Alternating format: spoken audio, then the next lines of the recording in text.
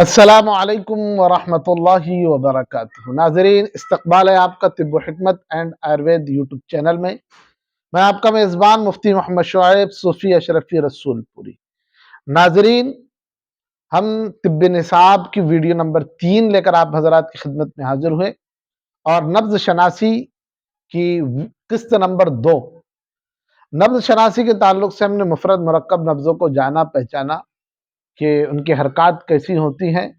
साथ में हरारत गरीज़ी जो नब्ज़ की बुनियाद है, मरकज़ है, मबदा है, सरचश्मा है, उसको भी हमने समझा। हरारत गरीज़ी के लिए जो रतूबत गरीज़ी की ज़रूरत है वो कैसे बनती है, हज़्म के 4 प्रोसेस को हमने जाना इससे पहली वीडियो में। जिन हजरात ने न देखा हो जाकर देख लीजिए। उम्मीद है आपको वीडियो पसंद आ रही होंगी। दोस्तों में शेयर करें। लाइक बहुत कम आ रहा है, लाइक करना हरगिज़ न भूलें, इससे हमारी हौसला अफजाई होती है, कॉन्फिडेंस बढ़ता है, हमको पता लगता है कि आपको बातें समझ में आ रही हैं और फिर और उसके ऊपर वीडियो बनाने का ज़ौक़ और शौक़ पैदा होता है। दोस्तों, वीडियो नंबर 3 के अंदर हम लेकर आए हैं आप हज़रात के लिए नब्ज़ देखने का तरीक़ा, टाइम क्या है, कब देखना चाहिए, कब नब्ज़ ज़्यादा समझ में आती है और कब नब्ज़ का देखना फ़ुज़ूल होता है, नाक़ाबिल एतबार होता है। अज़ीज़ान गिरामी, आगे बढ़ने से पहले बहुत सारे साथी देखने वाले हैं। तकरीबन 50% लोग वो हैं जो हमारे चैनल को देख रहे हैं, फ़ायदा उठा रहे हैं, लेकिन अब तक सब्सक्राइब नहीं किया है, तो सब्सक्राइब कर ले वीडियो को। अभी ही लाइक कर दे ताकि आप भूल ना जाए और कमेंट में कोई अच्छी कमेंट्स कर दे और शेयर ज़रूर करें। यहाँ पर रुककर मैं एक बात आपको अर्ज़ कर दूँ कि नब्ज़ शनासी के ताल्लुक से हम यहाँ आपको मालूमात दे रहे हैं। नब्ज़ शनासी आपको सीखना है तो इसके लिए किसी एक्सपर्ट की खिदमत में रहना ज़रूरी है। अपने अतराफ़ में आप कोई हकीम को देखिए और उनके ज़रिए से नब्ज़ शनासी सीखिए तो आपको समझेगा। ये इल्म बड़ा नाज़ुक है, बग़ैर सोहबत के आपको हासिल नहीं हो सकता। ऐसे ही अगर आपको कोई सिखाने वाला नहीं है तो एक आसान तरीका बुज़ुर्गों का बताया हुआ आपको बता रहा हूँ। शुरुआत में मैंने भी इसको फ़ॉलो किया, आप भी इसे फ़ॉलो कर सकते हैं। वो ये है कि आप जो भी मरीज़ आपके पास में आ रहा है उसकी नब्ज़ को देखिए, आप नब्ज़ पर हाथ रखिए और ये जो वीडियो में मैंने मोटी-मोटी आपको मालूमात दिया हूँ, इस पर आप गौर कीजिए। ये हमारी नब्ज़ शनासी की आखिरी और दूसरी वीडियो है। अगर आप इसमें तफ़सील से, डिटेल से इस इल्म को जानना चाहते हैं तो हम वो भी वीडियो आप हज़रात की खिदमत में लाएँगे और गाए-गाए वो भी आपकी खिदमत में पेश करते रहेंगे, लेकिन शर्त ये है कि आपका ज़ौक़ और शौक़ होना चाहिए। उसके लिए आप कमेंट्स कमेंट्स में नब्ज़ शनासी, नब्ज़ शनासी, नब्ज़ शनासी लिखते जाएँ ताकि हमें लगे कि आपको ये बातें समझ में आई, आप मज़ीद इसमें और नॉलेज हासिल करना चाहते हैं और नब्ज़ शनासी को अंदर तक के, गहराई तक के समझना चाहते हैं, तो इंशाअल्लाह हम उसके ऊपर वीडियो लेकर आएँगे। नब्ज़ देखने का जो कायदा बुज़ुर्गों ने बयान किया है कि फरमाया कि मरीज़ जब आपके पास चलकर आए, फ़ौरन नब्ज़ आप ना देखें। मरीज़ को बैठाए, दम छाट लेने दें, उसके बाद नब्ज़ देखें। नब्ज़ दिखलाने वाले मरीज़ की जो कैफ़ियत हो, वो गुस्से की ना हो, गम की ना हो, बहुत खुशी की ना हो, भूख की हालत ना हो, प्यास की हालत ना हो, मेहनत मशक्क़त कर मरीज़ आपके पास में ना आया हो। और मरीज़ को बिठाकर नब्ज़ देखना चाहिए, खड़े रहकर, सुलाकर, इस तरीके से नब्ज़ नहीं देखना चाहिए। हो सके तो बैठकर ही देखना चाहिए। नब्ज़ देखने का जो सही वक़्त है वो सुबह का है। सुबह के वक़्त नब्ज़ ज़्यादा मुतहर्रिक होती है बमुक़ाबला शाम के, इसलिए सुबह के वक़्त ही नब्ज़ देखना चाहिए। मरीज़ ने गरम अशिया इस्तेमाल ना की हो, ऐसी तंबाकू, शराब नोशी और ऐसी तेज़ जो मुनशियात है, नशा आवर चीज़ें हैं, उनका इस्तेमाल कर ना आया हो, इसलिए कि इस सूरत में नब्ज़ बहुत ज़्यादा मुतहर्रिक होती है। ऐसी जो सौदावी मिज़ाज के छोटे बच्चे होते हैं, उनकी नब्ज़ की रफ़्तार जो है तो बहुत धीमी होती है, बहुत हल्की होती है। इसलिए हुक्मा ने इस बात को मलहूज़ रखते हुए कहा है कि गर्मी, सोजिश, थकान, ज़ोफ़े आसाब, सैलान खून यानी किसी का खून जारी हो, या तो ज़ख्म से जारी हो या किसी कटने और फटने से जारी हो, या फिर माहवारी में बहुत ज़्यादा किसी लेडीज़ का खून बह रहा हो, या इस्तिहाज़ा का जो मर्ज़ होता है जिसमें बहुत ज़्यादा खून बीमारी का बहता है, कोई भी खून के बहने की सूरत हो जिसमें जरियान खून का ज़्यादा हो, ऐसी सूरत में गुस्सा, भूख اور تیش وغیرہ کی حالت میں جو نبض کی رفتار ہوتی ہے فی منٹ میں نبض کی ضربیں 70 یا 80 سے 100 یا 120 ہو جایا کرتی ہے، جس کی وجہ سے نبض کا دیکھنا بالکل محال ہوتا ہے، مشکل ہوتا ہے۔ حکیم اور طبیب پتہ ہی نہیں کر سکتے کہ نبض کیا کہہ رہی ہے، نبض سے کون سا مزاج کا علم ہو رہا ہے۔ بعض اوقات ایسا بھی ہوتا ہے کہ فی منٹ میں 20 ضربوں تک کی نوبت جا پہنچتی ہے، یعنی بالکل ان حالتوں میں نبض کی کیفیت کم ہو جاتی ہے۔ سردی میں اور ایسی نیند کی حالت میں فی منٹ نبض کی ضربیں 60 سے 35 تک ہو جایا کرتی ہیں۔ نبض آپ دونوں کلائیوں کی دیکھ سکتے ہیں، یہ میرا سیدھا ہاتھ ہے، سیدھے ہاتھ کی بھی دیکھ سکتے ہیں، الٹے ہاتھ کی بھی آپ نبض دیکھ سکتے ہیں۔ عورتوں کی جو نبض ہے وہ سیدھے ہاتھ کی بجائے الٹے ہاتھ کی دیکھنا چاہیے، اس لیے کہ ہاتھ کی جو ان کی عورتوں کی نبض ہوتی ہے وہ بڑی ہوتی ہے۔ ایلوپیتھ اور ڈاکٹری میں نبض دیکھنے کا طریقہ یہ ہے کہ نبض کے اوپر ہاتھ رکھ دیا جاتا ہے، اس کو زیادہ زور سے دبایا نہیں جاتا، ہلکا ہاتھ رکھا جاتا ہے، اور بچوں کی جو نبض دیکھی جاتی ہے یا تو ان کی سوئی ہوئی حالت میں دیکھی جاتی ہے یا بچے کو گود میں اٹھا کر اس کے سینے پر کان لگا کر دل کی دھڑکن کو حرکت کو معلوم کیا جاتا ہے۔ یونانی اطباء کا جو طریقہ ہے نبض دیکھنے کا اس میں بڑی تفصیل ہے، ہم نے اس کو بہت مختصر کرنے کی کوشش کی۔ یونانی اطباء نے سب سے پہلے یہ باتیں لکھنے کی ہے، نوٹ ڈاؤن کرنے کی ضرورت ہے، اگر آپ نہیں لکھیں گے تو آپ اس سبق سے فائدہ نہیں اٹھا سکتے۔ تو یونانی اطباء نے نبض کو 3 حصوں میں تقسیم کیا ہے: طول، عرض، عمیق۔ طول یعنی لمبائی، عرض یعنی چوڑائی، عمیق یعنی گہرائی۔ تو یہ نبض 3 قسم کی ہوگی۔ جب نبض کا طول، نبض کی لمبائی جو اس کا اعتدال ہے، درمیانی جو نبض ہے اس سے تجاوز ہو جاتا ہے تو سمجھ جاؤ کہ تری کا غلبہ ہے، یعنی آپ کی نبض طول میں ہے تو تری بڑی ہوئی ہے۔ اور جب نبض عمیق کی کیفیت میں ہو، یعنی گہرائی میں جائی ہوئی ہو، اعتدال سے تجاوز کر گئی ہو، تو یہ گرمی کی زیادتی کی علامت ہے۔ اور جب نبض کی طول میں کمی آ جائے، اس کی لمبائی مختصر ہو جائے، تو یہ سردی سوداوی مزاج کی طرف دلالت کرتی ہے۔ پتہ لگا لیا جائے گا کہ سردی اور سوداوی نے اپنا ڈیرا جما لیا ہے۔ اور جب نبض کے عرض میں کمی آ جاتی ہے تو تب سمجھ لیا جاتا ہے کہ بندے کی گرمی کم ہو گئی ہے۔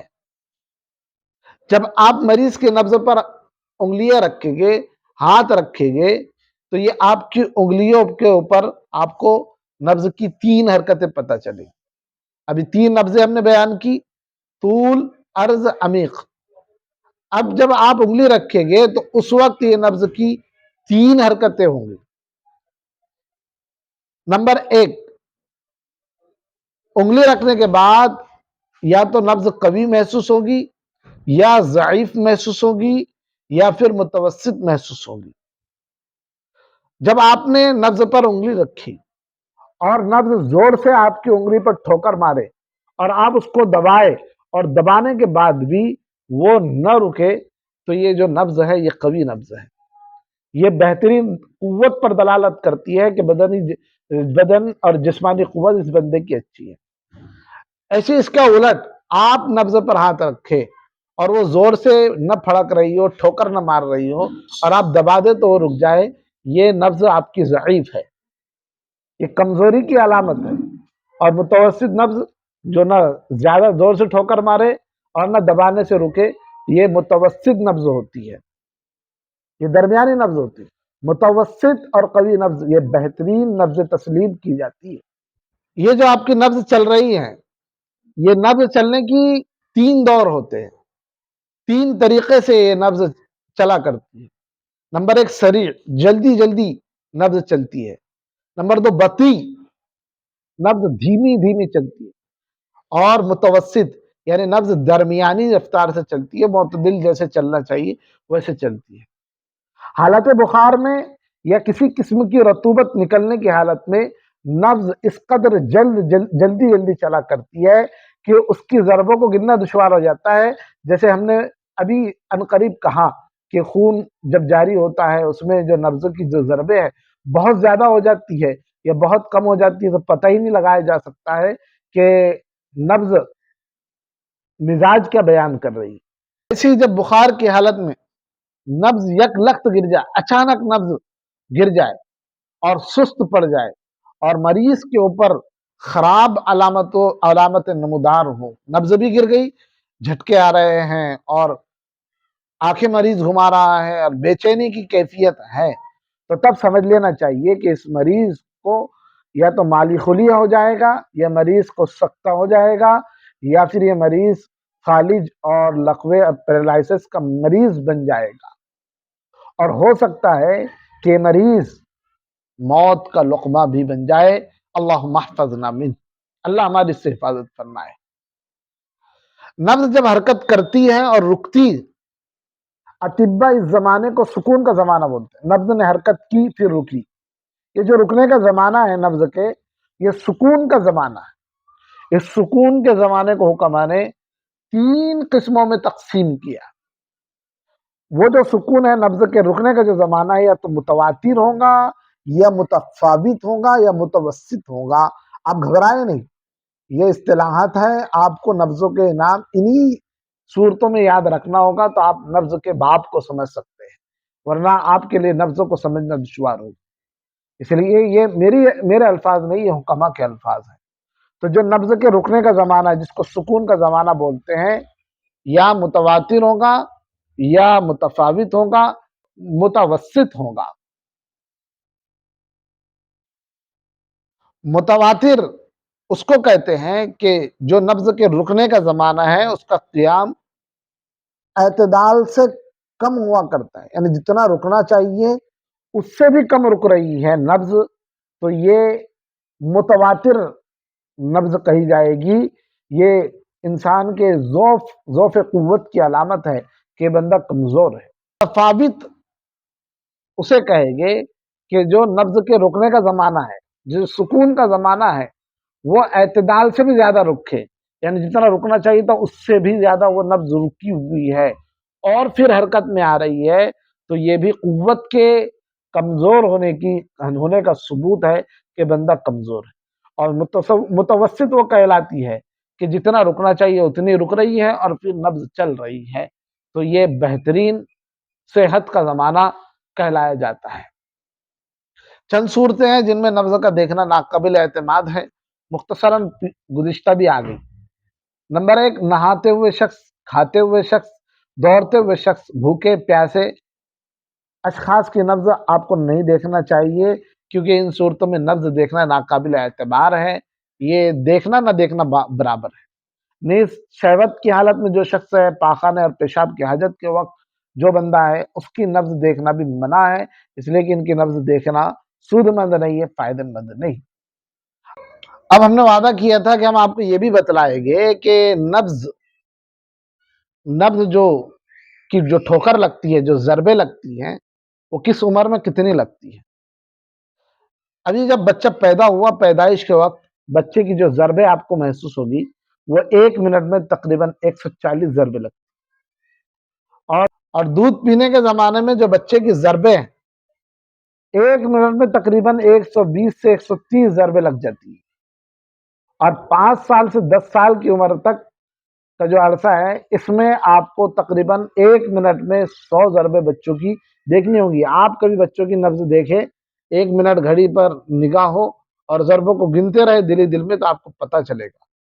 ایسی جوانی کے اندر 70 سے 75 1 منٹ میں ضربیں لگتی ہیں اور بڑھاپے میں 70 سے 80 تک کی ضربیں لگتی ہیں. یہ مختصراً ہم نے نبض کو آپ کو سمجھانے کی کوشش کی ہے. یہ ہماری نبض کی دوسری ویڈیو ہے اور ہم نبض کے باب کو اسی پر ختم کرنا چاہتے ہیں. لیکن اگر آپ کا ذوق اور شوق ہے تو آپ کمنٹ میں نبض شناسی لکھیں، تو ہم اس پر انشاءاللہ پھر تفصیل سے ویڈیو بنائیں گے، لیکن لگاتار نہیں، درمیان میں ویڈیو آتی رہے گی، اس لیے کہ بڑا دقیق موضوع، بڑا گہرا موضوع ہے. कई नब्बाज हुक्मा से रब्ता करना पड़ता है, उनको सबक सुनाना पड़ता है, फिर आप हजरात की खिदमत में मैं भी ये सबक रखता हूँ। अल्लाह रब्बुल इज़्ज़त उन हुक्मा को जज़ाए खैर दे। मैं तो चाह रहा था कि उन हजरात के नाम इस वीडियो में आपको बतलाऊं, लेकिन उनकी तरफ से इजाज़त न होने की सूरत में मैं खामोशी रहना मुनासिब समझता हूँ। कभी उनकी इजाज़त रही तो इंशाअल्लाह इस चैनल पर मैं उन हुक्मा को लाने की कोशिश करूँगा। आइंदा वीडियो में हम, चूँकि तशख़ीसी बाब है, नब्ज़ जो है ये तशख़ीसी तरीक़ा है, बीमारी को परखने का तरीक़ा है। ऐसी बीमारी को नब्ज़ के अलावा क़ारूरे से भी परखा जाता है, पेशाब के ज़रिए से भी तशख़ीस की जाती है। तो अगली वीडियो इंशाअल्लाह हम क़ारूरे के मुताल्लिक़ बनाएँगे और सांस के ज़रिए जो तशख़ीस होती है उसके मुताल्लिक़ भी हम उसी वीडियो में कवर करेंगे। ऐसी तंदुरुस्ती की अलामतें क्या है, गैर तंदुरुस्ती की अलामतें क्या है, अच्छे और बुरे ख्वाबों के का मरीज़ पर क्या असर पड़ सकता है, इसके मुताल्लिक़ अगली तीसरी वीडियो इंशाअल्लाह इस बाब की आएगी। उम्मीद है कि आपको ये वीडियो पसंद आ रही होगी और आप दोस्तों में शेयर कर रहे होंगे और हमें दुआओं में याद रख रहे होंगे। दुआओं में याद रखें और चैनल का खूब सपोर्ट करें, दोस्तों को इस पर बढ़ाएँ। मजमे की जितनी कसरत होगी उतना ही हमारा हौसला वीडियोज़ के बनाने का होगा। चलिए इसी पर इक्तिफ़ा करते हैं। अस्सलामु अलैकुम व रहमतुल्लाहि व बरकातुहू।